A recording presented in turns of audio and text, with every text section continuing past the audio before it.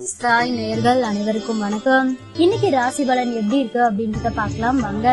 மேச ராசி நேயர்களே, குடும்பத்தாரின் ஒத்துழைப்பு அதிகரிக்கும், சேமிக்க வேண்டுமென்ற எண்ணம் வரும், விருந்தினர் வருகை உண்டு, வீட்டை புதுப்பிக்க திட்டமிடுவீர்கள், வியாபாரத்தில் வேலையாட்களை தட்டி கொடுத்து வேலை வாங்குவீர்கள், உத்தியோகத்தில் மேலதிகாரி பாராட்டுவார், புகழ் கௌரவம் கூடும் நாள்.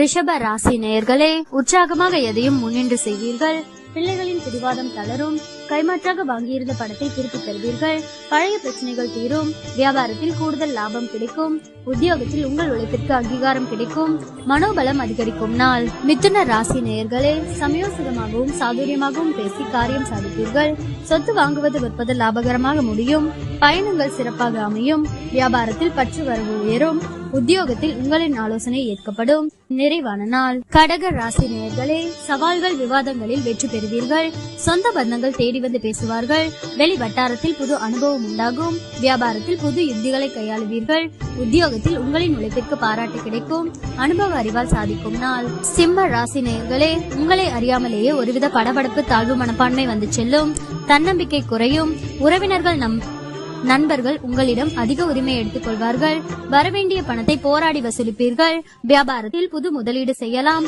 உத்தியோகத்தில் சில சூட்சமங்களை கற்றுக்கொள்வீர்கள், தடைகள் ஏற்படும் நாள்.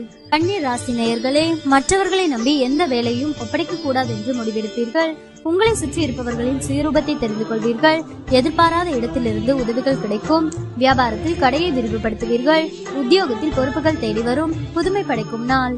துலாம் ராசி நேயர்களே, மற்றவர்களை நம்பி எந்த வேலையும் ஒப்படைக்க கூடாது என்று முடிவெடுப்பீர்கள், உறவினர்களில் உண்மையானவர்களை கண்டறிவீர்கள், நீண்ட நாள் பிரார்த்தனையை நிறைவேற்றுவீர்கள், கடையை விரிவுபடுத்துவீர்கள், உத்தியோகத்தில் சக ஊழியர்கள் மதிப்பார்கள், புதுமை படைக்கும் நாள்.